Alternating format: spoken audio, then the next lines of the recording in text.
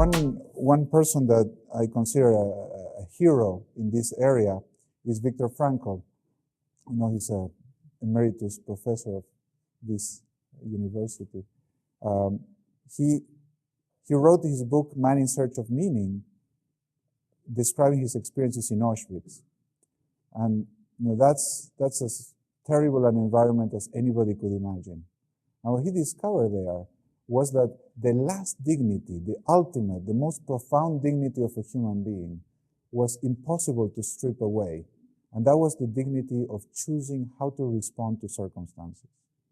So this is a notion that goes way beyond the effectiveness of how one works. This has to do with the moral integrity with which one lives his or her life. Because whatever happens, whatever circumstances we have to face, there's always the question, how are you going to respond? How am I going to choose my behavior to face this situation? And when I forget that I have a choice, I'm imprisoned. But I'm not imprisoned by external forces. I'm imprisoned by my own story, by the way I see the world, by the fact that I point my flashlight to the wall instead of pointing my flashlight to the door. And if I point my flashlight to this wall, I'm never going to see any door. And I'll say, I'm stuck. There's no way out of this room. And it's true that there's no way out through that wall. But I just have to look around and I'll start seeing other options. So that's the shift from taking the blue pill or the red pill.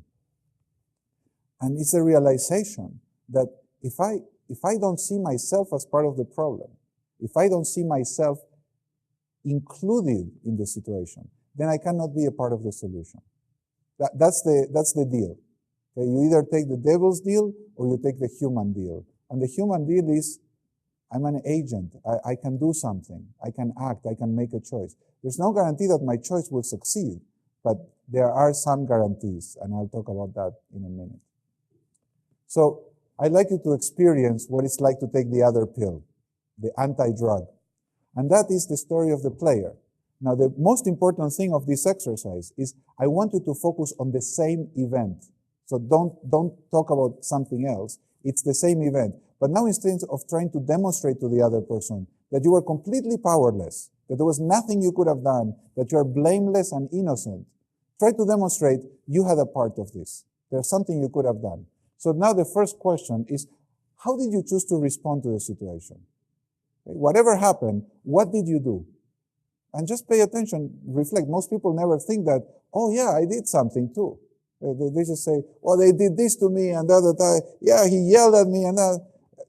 The best example of this, I don't know if you've seen it, but it's my favorite TV show. It's called The Dog Whisperer. I don't know if they show it here in Guatemala. El Encantador de Perros, The Dog Whisperer. Bueno, this guy is just a magician of working with dogs. So all the episodes are the same. He's a psychologist. He's a dog psychologist. He doesn't train the dogs. He communicates with the dogs in their own language. So he's called by some person, the owners of the dog, which are desperate because the dog is completely crazy. And, you know, the dog does this and that. So he goes and he sits with the owner and says, tell me about the dog. I say, well, you know, the dog, he barks all night and then he gets aggressive. And when we have people, for example, the other day, a friend of mine came and the dog beat her. Oh, yes. Oh, that's terrible. Yes. And then comes the key question. And the key question is this one. And what did you do when the dog beat your friend? You say, what? No, but the dog did. Yeah, I know. I understand the dog beat. But what did you do after the dog beat your friend? And you can see that they are now getting all worried about maybe I did something. And I said, well, I was trying to calm the dog. So I picked up the dog and I started soothing the dog and caressing. So after the dog beat your friend, you rewarded the dog with affection. Well, no, but that was not my intention. So I don't know what your intention was, but I'm telling you what the dog understands. The dog says, I'm the boss here. I bite anybody who comes, and my owner tells me that was the right thing to do by giving me affection. And I tell you, always is the case that the problem is not the dog. Always, the problem is the owner. Because the dog is a dog. So he says, I can't work with the dog. I understand the dog, but I work with the owner. He says, I don't train dogs. I understand dogs. I train owners. So the program is him working with the owner to teach the owner how to work with the dog. Okay? So this is it's an incredibly powerful question that I use all the time when I work with business people. Because the business people will say, well, no, and this happened, and that. And I ask the same question that Cesar Millán asked. So what did you do when she said she was not going to give you the report?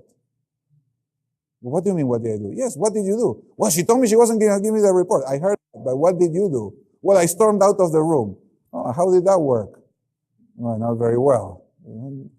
Could you have done something different?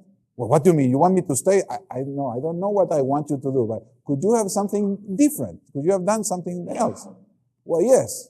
Well, can you imagine doing something more effective? Well, yes, I could have asked her, why not? Okay, well, no, there you go. You could have done some, I don't know if that would have worked, but you could have done something better. So what I'd like you to do is take the same situation, but now without any attempt to be blameless, say, could I have done something better? I mean, just think. And maybe you'll come up with something or not, but then there's a question, even if at the time you couldn't have done something, instead of complaining now, is there something you can do now to improve the situation? Even if it's just being at peace with it and making peace with what happened. Can you think of something now? And how do you feel about this change? Telling the story first as a victim and then telling the story with a little more intensity as a player. So I'll give you 5 minutes again. Tell the same event but from the other perspective. Go ahead. Take a minute to feel the difference in the mood of the story of the victim and the story of the player. And in the short term, the story of the player is not as fun. But in the long term, it makes a huge difference.